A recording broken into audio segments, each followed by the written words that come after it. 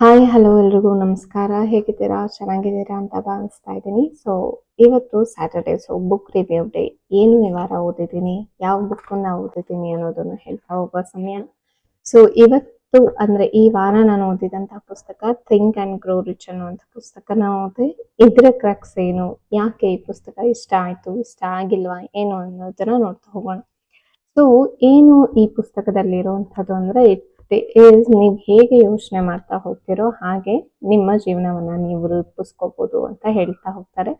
So ಯಾಕೆ rich ಅನ್ನೋ word use ಮಾಡಿದ್ದಾರೆ ಅಂತ ಅಂದರೆ, ಎಲ್ಲರಿಗೂ ಬೇಕಾಗಿರುವಂಥದ್ದು ಪ್ರಸ್ತುತವಾಗಿ ಮನಿ ಬಗ್ಗೆ. ಸೊ ಹಾಗಾಗಿ ಹೇಳ್ತಾ ಹೋಗೋದು, ನಿಮ್ಮ ಸಬ್ಕಾನ್ಶಿಯಸ್ ಅಲ್ಲಿ ನಿಮಗೆ ಮನಿ ಬಗ್ಗೆ ಏನೆಲ್ಲ ಡೌಟ್ಸ್ಗಳಿದೆಯೋ ಅಥವಾ ನೀವು ಹೇಗೆ ಅಚೀವ್ ಮಾಡಬೇಕು ಅಂತ ಇದ್ದೀರೋ, ಸೊ ಅದನ್ನೆಲ್ಲ ಕೈಗೂಡಿಸ್ಕೋಬಹುದು. So if you think and you can if you think you can grow rich ಅನ್ನೋದು ಈ ಪುಸ್ತಕದ ಕ್ರಕ್ಸ್.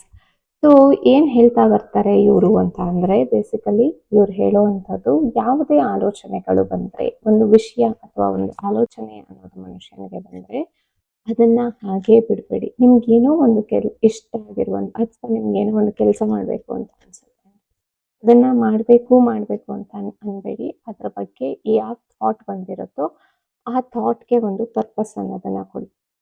ಆ ಪರ್ಪಸ್ ಅನ್ನೋದು ಕೊಟ್ಟು ಕಂಟಿನ್ಯೂಯಸ್ ಆಗಿ ಅದ್ರ ಮೇಲೆ ವರ್ಕ್ ಆನ್ ಮಾಡ್ತಾ ಬನ್ನಿ. ಸೊ ಆ್ಯಕ್ಷನ್ ತೆಗೆದುಕೊಳ್ತಾ ಬಂದಾಗ ನಿಮಗೆ ಸಕ್ಸಸ್ ಅನ್ನೋದು ಈಸಿಯಾಗಿ ಬರುತ್ತೆ. ಪ್ರತಿಯೊಬ್ಬರು ಕೂಡ ಆಲೋಚನೆ ಮಾಡ್ತಾರೆ, ಒಂದು ಕನಸನ್ನು ಕಾಣ್ತಾರೆ, ಅದನ್ನ ನೆರವೇರಿಸ್ಕೊಳ್ಳೋದಕ್ಕೆ ಆಗಲ್ಲ. ಯಾಕೆ ಅಂದರೆ, ಅವ್ರಿಗೆ ಯಾಕೆ ಮಾಡ್ತಿದ್ದೀವಿ ಅನ್ನೋ ಒಂದು ಪರ್ಪಸ್ ಇರೋದಿಲ್ಲ, ಯಾಕೆ ಮಾಡ್ತಿದ್ದೀವಿ ಅನ್ನೋದು ಗೊತ್ತಿರಲ್ಲ, ಟೈಮ್ ಅಲ್ಲಿ ಅಸೈನ್ ಮಾಡಿರೋಲ್ಲ, ಆ್ಯಂಡ್ ಒಂದು ಕಂಟಿನ್ಯೂಯಸ್ ಆಗಿ ಅದಕ್ಕೆ ಬೇಕಾಗಿರುವಂತಹ ಎಫರ್ಟ್ಸ್ನ ಕೊಡ್ತಾ ಇರಲ್ಲ. ಹಾಗಾಗಿ ಕೆಲಸಗಳು ಆಗ್ತಾ ಇಲ್ಲ ಅಂತ ಹೇಳ್ತಾರೆ. ಸೊ ಇದನ್ನೇ ಇವರು ಹೇಳ್ತಾ ಇರೋದು. ಇದನ್ನ 12 ಚಾಪ್ಟರ್ ಮಾಡಿದ್ದಾರೆ, 13 ಚಾಪ್ಟರು. ಬಟ್ ನನಗೆ 12 ಚಾಪ್ಟರ್ ಪರ್ಸ್ನಲಿ ಇಷ್ಟ ಆಗಿದೆ. ಸೊ ಆ 12 ಪಾಯಿಂಟ್ಸ್ಗಳು 12 ಚಾಪ್ಟರ್ಗಳ ಥರ ಇದೆ. ಸೊ ಯಾವುದು ಅಂತ ಮುಂದೆ ಹೇಳ್ತಾ ಹೋಗ್ತೀನಿ. ಫಸ್ಟ್ ಆ್ಯಂಡ್ ಫಾರ್ಮೋಸ್ಟ್ ಡಿಸೈರ್, ಆಸೆ ಅಥವಾ ಆಶಯ ಅನ್ನೋದು ಇರಬೇಕು. ಜೀವನದಲ್ಲಿ ಏನೇ ಮಾಡಬೇಕು ಅಂದ್ರೂ ಒಂದು ಗುರಿ ಅನ್ನೋದು ಇರಬೇಕು. ಆ ಗುರಿಯನ್ನ ಹೇಗೆ ತಲುಪಬೇಕು ಅನ್ನೋದನ್ನ ಹೇಳ್ತಾ ಹೋಗ್ತಾರೆ. ಸೊ ನಿಮಗೆ ಒಂದು ಡಿಸೈರ್ ಅಂತ ಇದ್ರೆ, ಡಿಸೈರ್ ಹೇಗೆ ಬರುತ್ತೆ, ಆಸೆ ಅನ್ನೋದು ಹೇಗೆ ಬರುತ್ತೆ ಅಂದ್ರೆ, ಯಾವುದೋ ಒಂದು ಥಾಟ್ ಮೂಲಕ ಬರ್ಬೋದು, ಯಾವುದೋ ಒಂದು ಆಲೋಚನೆ ಮೂಲಕ ಬರ್ಬೋದು. ಆ ಆಲೋಚನೆಯನ್ನ ಹೇಗೆ ನೀವು ಕಾರ್ಯರೂಪಕ್ಕೆ ತರ್ತೀರಾ, ಯಾವ ಪರ್ಪಸ್ಗೆ ಈ ಆಲೋಚನೆ ಬಂತು ಅಂತ ಯೋಚನೆ ಮಾಡಿ, ಯಾವ ಟೈಮಲ್ಲಿ ಬಂತು ಅಂತ ಯೋಚನೆ ಮಾಡಿ ಆಕ್ಷನ್ಸ್ನ ತೆಗೆದುಕೊಳ್ತಾ ಹೋಗ್ತೀರಾ. ಸೊ ಆ ಡಿಸೈರ್ ಅನ್ನೋದು ಇಂಪಾರ್ಟೆಂಟ್ ಆಗುತ್ತೆ. ಆ್ಯಂಡ್ ಆ ಡಿಸೈರ್ ಅನ್ನೋದು ಕ್ಲಿಯರ್ ಆಗಿರಬೇಕು ಅನ್ನೋದನ್ನ ಹೇಳ್ತಾರೆ. ಸೊ ಇವರು ಇನ್ನೂ ಒಂದು ಹೇಳ್ತಾರೆ, ಏನು ಅಂದರೆ, ನಿಮ್ಗೆ ಏನೇ ಡಿಸೈರ್ ಇರಲಿ, ಒಂದು ಪೀಸ್ ಆಫ್ ಪೇಪರಲ್ಲಿ ಬರಿತಾ ಹೋಗಿ, ಯಾಕೆ ಈ ಡಿಸೈರ್ ಬಂತು ಅಂತ, ಎಷ್ಟು ಟೈಮಲ್ಲಿ ನಾನು ಅಚೀವ್ ಮಾಡ್ತೀನಿ ಅಂತ, ಯಾವುದೇ ಆ್ಯಕ್ಷನ್ಸ್ಗಳನ್ನು ನಾನು ತೆಗೆದುಕೊಳ್ತೀನಿ ಅಂತ. ಆ್ಯಂಡ್ ಆಗಿರೋ ಥರ ಒಂದು ಇಮ್ಯಾಜಿನೇಷನ್ ಮಾಡಿಕೊಂಡು ಪ್ರತಿದಿನ ರಾತ್ರಿ ಮಲಗೋಕ್ಕಿಂತ ಮುಂಚೆ ಒಂದು ಅಫರ್ಮೇಷನ್ಸ್ಗಳನ್ನ ಹೇಳ್ತಾ ಬನ್ನಿ. ನಿಮ್ಮ ಮೈಂಡ್ಗೆ, ಸಬ್ಕಾನ್ಷಿಯಸ್ ಮೈಂಡ್ಗೆ ನೀವು ಹೇಳ್ತಾ ಬನ್ನಿ, ರಿಜಿಸ್ಟರ್ ಆಗ್ತಾ ಹೋಗುತ್ತೆ ಅಂತ ಹೇಳ್ತಾರೆ. So this are all very good things. ಯಾಕೆಂದರೆ ಸಬ್ಕಾನ್ಷಿಯಸ್ನ ನಾವು ಹೇಗೆ ಟ್ರೈನ್ ಮಾಡಬೇಕು ಅಂದರೆ, ನಮ್ಮ ಪಾಸಿಟಿವ್ ಅಫರ್ಮೇಷನ್ಸ್ ಮೂಲಕನೇ ಅದು ಟ್ರೈನ್ ಆಗ್ತಾ ಹೋಗುತ್ತೆ. And second and foremost is faith. So what is faith? ನಂಬಿಕೆ ಅನ್ನೋದು ಇರಬೇಕು. ನಾನು ಈ ಕೆಲಸ ಮಾಡ್ತೀನಿ, ಈ ಕೆಲಸದಲ್ಲಿ ನನಗೆ ಸಕ್ಸಸ್ ಬಂದೇ ಬರುತ್ತೆ ಅನ್ನೋದಕ್ಕೆ ನಿಮಗೆ ಒಂದು ಸರಿಯಾದಂಥ ನಂಬಿಕೆ ಇರಬೇಕು. ಮಾಡುವಂತಹ ಕೆಲಸದಲ್ಲಿ ಯಾವ ಎಫರ್ಟ್ಸ್ನ ನೀವು ಹಾಕ್ತಾ ಇದ್ದೀರೋ, ನಾನು 100% ಈ ಎಫರ್ಟ್ಸ್ನ ಹಾಕ್ತಾ ಇದ್ದೀನಿ, ಸೊ ಇದು ನನಗೆ ಸಕ್ಸಸ್ ಆಗುತ್ತೆ ಅನ್ನೋದು ಕ್ಲಿಯರ್ ಆಗಿರ್ಬೇಕು. And third one is auto suggestion, ಅಥವಾ ವಾಟ್ ಯು ಕಾಲ್, ನಿಮ್ಮ ಸಬ್ಕಾನ್ಷಿಯಸ್ಗೆ ಯು ಸೇ ಇಟ್ ರಿಪೀಟೆಡ್ಲಿ. ಈ ಒಂದು ವಿಷಯಗಳನ್ನು ಪದೇ ಪದೇ ಹೇಳೋದ್ರಿಂದ ಆಗಲಿ, ಅಫರ್ಮೇಷನ್ಸ್ ಹೇಳೋದ್ರಿಂದ ಆಗಲಿ ಆಟೋ ಸಜೆಷನ್ಸ್ಗೆ ಹೋಗುತ್ತೆ. So that will help you to get the ways. ಯಾವ ರೀತಿ, ಹೇಗೆ ವೇಸ್ಗಳು ಗೊತ್ತಾಗ್ತಾ ಹೋಗುತ್ತೆ, ಏನು ಮಾಡ್ಬೋದು ಅಂತ. ಕೆಲವೊಂದು ಬಾರಿ ಏನಾಗುತ್ತೆ ಅಂದರೆ, ನಮ್ಮ ಇಂಟ್ಯೂಷನ್ಸೇ ಆಗ್ಬೋದು, ಎಲ್ಲ ನಮಗೆ ಹಿಂಟ್ ಕೊಡ್ತಾ ಇರುತ್ತೆ, ಯೂನಿವರ್ಸ್ ಹಿಂಟ್ ಕೊಡ್ತಾ ಇರುತ್ತೆ, ಬಟ್ ನಾವು ರೆಕಗ್ನೈಸ್ ಮಾಡೋದಕ್ಕೆ ಫೇಲ್ ಆಗ್ತಾ ಇರ್ತೀವಿ. ಸೊ ಅದನ್ನ, ಆ ಆಪರ್ಚುನಿಟಿಗಳನ್ನ ಹೇಗೆ ರೆಕಗ್ನೈಸ್ ಮಾಡ್ಕೊಳ್ಳೋದು, ಬಂದಂತಹ ಆಪರ್ಚುನಿಟಿ ಹೇಗೆ ಯೂಸ್ ಮಾಡ್ಕೊಳ್ಳೋದು ಅನ್ನೋದನ್ನ ಇವರು ಹೇಳ್ತಾ ಹೋಗ್ತಾರೆ.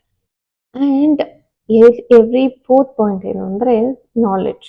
So every person has a 2 knowledge. ಎಲ್ರಿಗೂ 2 ನಾಲೆಡ್ಜ್ ಇರುತ್ತೆ. ಒಂದು ಸ್ಪೆಸಿಫಿಕೇಶನ್ ಮಾಡ್ಕೊಂಡಿರ್ತಾರಲ್ಲ, ಅದು ಒಂದು. ಇನ್ನೊಂದು ಜನರಲ್ ನಾಲೆಡ್ಜ್ ಅನ್ನೋದು ಎಲ್ರಿಗೂ ಇರ್ತಾ ಇರುತ್ತೆ. ಸೊ ಈ ನಾಲೆಡ್ಜ್ನ ಇದ್ರೆ ಮಾತ್ರ ಸಾಕಾಗಲ್ಲ, ನೀವು ಆ ನಾಲೆಡ್ಜ್ನ ಆರ್ಗನೈಸ್ ಮಾಡಬೇಕು. ಯಾವುದಕ್ಕೆ ಎಲ್ಲಿ ಏನನ್ನ ಯೂಸ್ ಮಾಡಬೇಕು ಅನ್ನೋದು ನಿಮಗೆ ಒಂದು ಗೊತ್ತಿರಬೇಕು. ಯಾವ ನಾಲೆಡ್ಜ್ನ ಎಲ್ಲಿ ಯೂಸ್ ಮಾಡ್ತೀವಿ ಅನ್ನೋದು ಕರೆಕ್ಟಾಗಿ ಗೊತ್ತಿದ್ರೆ ಅದು ಮಾನಿಟೈಸ್ ಆಗ್ತಾ ಹೋಗುತ್ತೆ. ಸೊ ಹಾಗಾಗಿ ಇವರು ಹೇಳುವಂಥದ್ದು organise your knowledge, use knowledge, and once you gain the knowledge make it use for money ಅಂತ ಹೇಳ್ತಾ ಹೋಗ್ತಾರೆ. ಆ್ಯಂಡ್ ಅದರಲ್ಲಿ ಇನ್ನೂ ಒಬ್ಬರು ಫಾರ್ಡ್ ಅನ್ನೋರೊಬ್ಬರು ಬರ್ತಾರೆ. ಅವರು ಎಷ್ಟು ಚೆನ್ನಾಗಿ ಹೇಳ್ತಾರೆ ಅಂದರೆ, ನೀವು ಏನೇ ಡಿಗ್ರಿಗಳನ್ನು ಓದಿರ್ಬೋದು, ಏನೇ ಮಾಡಿರ್ಬೋದು, that is not the education. What is education ಅಂದರೆ ನಿಮಗೆ ಯಾವುದೇ ವಿಷಯನ ಕೊಟ್ಟು ಅರ್ಥೈಸಿಕೊಳ್ಳುವಂಥ ಸಾಮರ್ಥ್ಯವನ್ನು ನೀವು ತೆಗೆದುಕೊಳ್ತೀರಲ್ಲ, ಅವರನ್ನು ಎಜುಕೇಟೆಡ್ ಪರ್ಸನ್ ಅಂತಾರೆ. The person who can acquire anything he wants or whatever he is.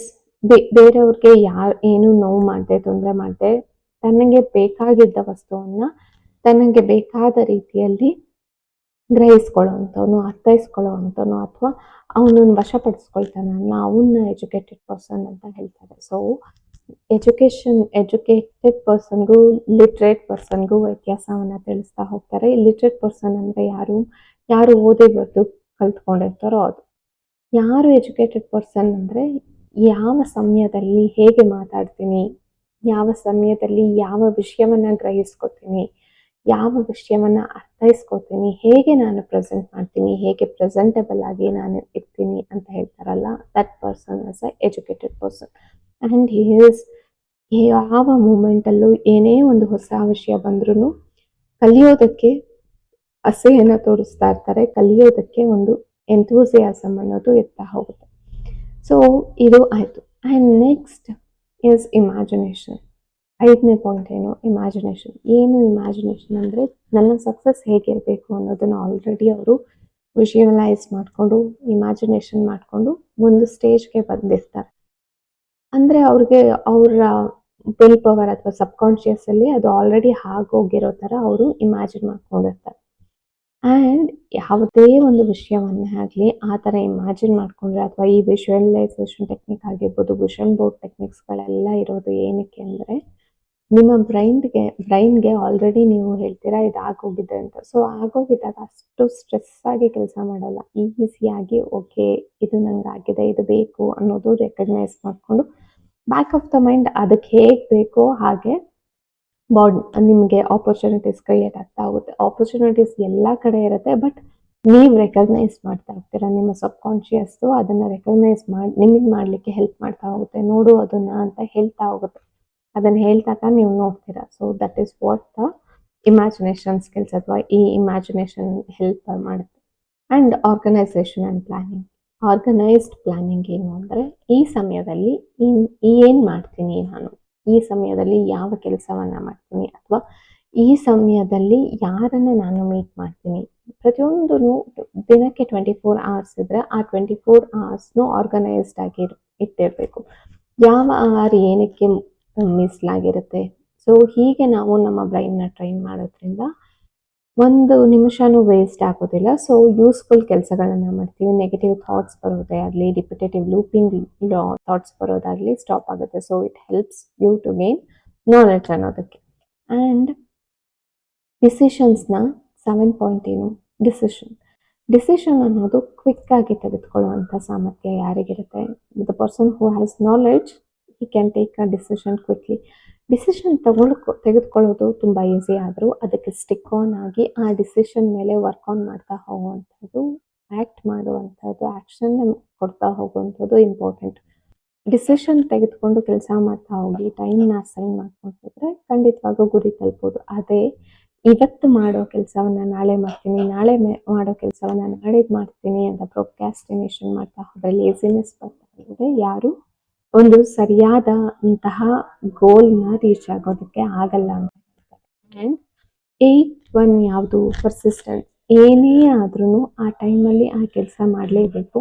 And ಅದ್ರ ಪ್ರಕಾರ ವರ್ಕ್ ಮಾಡ್ತಾ ಹೋಗಬೇಕು. ಪರ್ಸಿಸ್ಟೆಂಟ್ ಕಂಟಿನ್ಯೂಸ್ ಆಗಿ ಒಂದು ಎಫರ್ಟನ್ನು, ಕಂಟಿನ್ಯೂಸ್ ಆಗಿ ಒಂದು ಆ್ಯಕ್ಷನ್ನ ಮಾಡ್ತಾ ಹೋಗಬೇಕು ಅನ್ನೋದನ್ನು ಇವರು ಸ್ಪೆಸಿಫೈ ಮಾಡ್ತಾ ಹೋಗ್ತಾರೆ. ಆ್ಯಂಡ್ ದ 9th ಪಾಯಿಂಟ್ ಏನು ಅಂದರೆ ಪವರ್. ಪವರ್ ಇದ್ರು ಅಂದ್ರೆ ಪವರ್ ಅಂದ್ರೆ ನಿಮ್ಮ ವಿಲ್ ಪವರ್ ಆಗಿರ್ಬೋದು, ನಿಮ್ಮ ಫಿನಾನ್ಷಿಯಲ್ ಪವರ್ ಆಗಿರ್ಬೋದು, ಎಲ್ಲಾನು ಹೆಲ್ಪ್ ಮಾಡುತ್ತೆ ನಿಮ್ಗೆ ಸ್ಟ್ರೆಸ್ ಇಂದ ಹೊರಗಡೆ ಬಂದು ಗೋಲ್ಸ್‌ನ ಅಚೀವ್ ಮಾಡೋದಕ್ಕೆ. ಯಾರ ಮನಸ್ಸಿನಲ್ಲಿ ವಿಲ್ ಪವರ್ ಅನ್ನೋದು ತುಂಬಾ ಸ್ಟ್ರಾಂಗ್ ಇರುತ್ತೋ, ಯಾರು ನನ್ಗೆ ಈ ಕೆಲಸ ಬೇಕೇ ಬೇಕು ಮಾಡೇ ಮಾಡ್ತೀನಿ ಅಂತ ಹೇಳಿ ಮಾಡ್ತಾರೋ ಅಂತವ್ರು ಈಸಿಯಾಗಿ ಗುರಿಯನ್ನ ತಲುಪ್ತಾರೆ. ಅಂಡ್ 10th ಪಾಯಿಂಟ್ ಏನ್ ಹೇಳ್ತಾರೆ, ಸಬ್ ಕಾನ್ಶಿಯಸ್ ಮೈಂಡ್ ಅನ್ನ ಹೇಳ್ತಾರೆ. ಸಬ್ ಕಾನ್ಶಿಯಸ್ ಮೈಂಡ್ ಅಂದ್ರೆ ನಾನು ಇದು ತುಂಬಾ ದಿನಗಳಿಂದ ಹೇಳ್ತಾ ಬರ್ತಿರೋದು ಏನು ಅಂದ್ರೆ, ನಮ್ಮ ಸುಪ್ತಾವಸ್ಥೆಯಲ್ಲಿ ಅಥವಾ ನಾವು ಬ್ಯಾಕ್ ಆಫ್ ದಿ ಮೈಂಡ್, ನಮ್ಮ ಹಿಂದೆ ನಡೆಯುವಂತಹ ವಿಚಾರಗಳು ಅಥವಾ ನಮ್ಮ ಥಾಟ್ ಪ್ರೊಸೆಸ್ ಏನಿರುತ್ತೋ, ನಮ್ಗೆ ಆ ಥಾಟ್ ಪ್ರೊಸೆಸ್ ಗಳಿಂದ ನಮ್ಗೆ ನಮ್ಮ ಬ್ರೈನ್ ಆಕ್ಟಿವೇಟ್ ಆಗಿ ಸೊ ಆಪರ್ಚುನಿಟೀಸ್ ಅನ್ನ ಹುಡುಕ್ತಾ ಹೋಗುತ್ತೆ, ಆಪರ್ಚುನಿಟೀಸ್ ಗಮನ ಹರಿಸ್ತಾ ಹೋಗುತ್ತೆ. ಸೊ ಇವಾಗ ದುಡ್ಡು ಬೇಕು ಅನ್ನೋ ಆಪರ್ಚುನಿಟಿನ ಇದನ್ನ ಹೇಗೆ ಹುಡುಕುತ್ತೆ, ಯಾವ ರೀತಿ ಬೇಕು ಅನ್ನೋ ವಿಷಯಗಳನ್ನ ಕ್ಲಿಯರ್ ಮಾಡ್ಕೊಳ್ತಾ ಹೋಗುತ್ತೆ. So there will be 2 types of mind. ಯಾವುದು? ಪಾಸಿಟಿವ್ ಮೈಂಡ್ ಮತ್ತೆ negative mind. Positive emotions, negative emotions. There will be ಈ ಪಾಸಿಟಿವ್ ಎಮೋಷನ್ಸ್ ಅಲ್ಲೂ 6 ಕೈಂಡ್ ಆಫ್ ಎಮೋಷನ್ಸ್ ಇದೆ, ನೆಗೆಟಿವ್ ಎಮೋಷನ್ಸ್ ಅಲ್ಲೂ 6 ಕೈಂಡ್ ಆಫ್ ಎಮೋಷನ್ಸ್ ಇದೆ.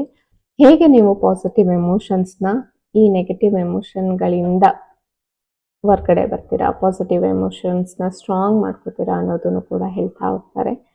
And at the most thing ಯಾವುದು ಅಂದ್ರೆ, ನಮ್ಮ ಬ್ರೈನ್ಗೆ ಹೇಗೆ ನಾವು ಟ್ರೈನ್ ಮಾಡಬೇಕು, ಯಾವಾಗ್ಲೂ ಒಳ್ಳೇದನ್ನ ಹೇಗೆ ಅಬ್ಸರ್ವ್ ಮಾಡ್ಕೊಳ್ತಾ ಹೋಗ್ಬೇಕು. ನೀವೊಂದು ಸ್ಪಾಂಜ್ ತರ ಇದ್ದು ಒಳ್ಳೆ ವಿಚಾರಗಳನ್ನ ಮಾತ್ರ ಅಬ್ಸರ್ವ್ ಮಾಡ್ಕೊಳ್ಳೋ ತರ ಹೋಗಿ, ಅಂಡ್ ಬೇಡದಿರೋ ಕೆಟ್ಟ ವಿಚಾರಗಳನ್ನ ನೀರ್ ಕೆಳಗಡೆ ಬರುತ್ತಲ್ವ, ಸೊ ಹಾಗೆ ಬಿಡ್ತಾ ಹೋಗ್ಬೇಕು. ಅಂಡ್ ಎವ್ರಿ ಥಾಟ್ ಪ್ರೊಸೆಸ್ ನ ನೀವು ಏನೇ ಕ್ರಿಯೇಟ್ ಮಾಡಿದ್ರು ಆ ಥಾಟ್ ಪ್ರೊಸೆಸ್ಗೆ ಸ್ಟಿಕ್ ಆನ್ ಆಗಿರ್ಬೇಕು, ಡಿಸೈರ್ಡ್ ಗೋಲ್ಸ್ ನ ಅಚೀವ್ ಮಾಡಬೇಕು ಅನ್ನೋದನ್ನ ಹೇಳ್ತಾ ಹೋಗ್ತಾರೆ. ಅಂಡ್ ಇದೆಲ್ಲ ಮಾಡೋದ್ರಿಂದ 6th ಸೆನ್ಸ್ ಅನ್ನೋದು ಡೆವಲಪ್ ಆಗುತ್ತೆ. ನಿಮಗೆ ಇಂಟ್ಯೂಷನ್ಸ್ಗಳು ಬರ್ತಾ ಹೋಗುತ್ತೆ, ಯಾವುದು ಸರಿ ಯಾವುದು ತಪ್ಪು ಅನ್ನೋದು ಗೊತ್ತಾಗ್ತಾ ಹೋಗುತ್ತೆ. ಈ 6th ಸೆನ್ಸ್ ಅಲ್ಲಿ ಏನಾಗುತ್ತೆ ಅಂದ್ರೆ, ನಿಮ್ಗೆ ಗೊತ್ತಿಲ್ಲದ ಹಾಗೆ ನಿಮ್ಗೆ ಬೇಕಾಗಿರುವಂತ ಕ್ವಶನ್ಗೆ ಆನ್ಸರ್ಸು ಅದೇ ಕೊಡ್ತಾ ಹೋಗುತ್ತೆ, ಯೂನಿವರ್ಸ್ ಕೊಡ್ತಾ ಹೋಗುತ್ತೆ ಅಂತ ಹೇಳ್ತಾರೆ. That is also so true. ಈಗ ಐನ್ಸ್ಟೈನ್ ಆಗಿರ್ಬೋದು ಅಥವಾ ಯಾವ ಸೈಂಟಿಸ್ಟ್ನ ತೆಗೆದುಕೊಂಡ್ರು, ಯಾಕೆ ಅವರ ಸಬ್ ಕಾನ್ಶಿಯಸ್ ಅಷ್ಟು ನೀಟಾಗಿ ಟ್ರೈನ್ ಮಾಡಿರ್ತಾರೆ ಅಂದ್ರೆ, ಅವ್ರಿಗೆ ಕೆಲವೊಂದು ವಿಷಯಗಳು ಗೊತ್ತಾಗಿಲ್ಲ ಅಂತ ಅಂದ್ರೆ they'll write it down on a paper, ಮಲ್ಕೊಂಡಿರ್ತಾರೆ. ಅವ್ರಿಗೆ ಗೊತ್ತಿಲ್ದಂಗೆ ಎದ್ದು ಆನ್ಸರ್ ಕೂಡ ಮಾಡಿರ್ತಾರೆ ಆ ಕ್ವಶನ್ಸ್ಗೆ. ಸೊ ಆ ಆನ್ಸರ್ಸ್ಗಳನ್ನ ಅವರು ಕಂಡುಹಿಡಿತಾ ಹೋಗ್ತಾರೆ. ನಮ್ಮ ಸಬ್ ಕಾನ್ಶಿಯಸ್ನ ನಾವು ಹೇಗೆಲ್ಲ ಟ್ರೈನ್ ಮಾಡ್ತೀವೋ, ಹೇಗೆಲ್ಲ ನಾವು ಎಷ್ಟು ಅದಕ್ಕೆ ಸರಿಯಾದಂತಹ ವಿಚಾರಗಳನ್ನ ಕೊಡ್ತಾ ಹೋಗ್ತೀವೋ, ನಾವು ರೆಕಗ್ನೈಸ್ ಮಾಡಿ ಯಾವುದೇ ಥಾಟ್ ಬರ್ತಾ ಇದ್ರು ಪಾಸಿಟಿವ್ ಥಾಟ್ ಇದು ಪಾಸಿಟಿವ್ ಥಾಟ್, ಇದು ನೆಗೆಟಿವ್ ಥಾಟ್ ಅನ್ನೋ ಕಾನ್ಶಿಯಸ್ ಡಿಸಿಷನ್ಸ್ನ ನಾವು ಕೊಡ್ತಾ ಹೋದ್ರೆ, ಕಾನ್ಶಿಯಸ್ ಆಗಿ ನಾವು ನಮ್ಮ ಥಾಟ್ಸ್ಗಳ ಮೇಲೆ ಗಮನ ಹರಿಸ್ತಾ ಹೋದ್ರೆ ಖಂಡಿತವಾಗೂ ಸಕ್ಸಸ್ ಅನ್ನೋದು ಈಸಿ ಆಗ್ತಾ ಹೋಗುತ್ತೆ. So think and grow rich ಬುಕ್ಕಲ್ಲೂ ಅವರು ಹೇಳಿರುವಂತಹ ವಿಷಯಗಳು ಇದೆ.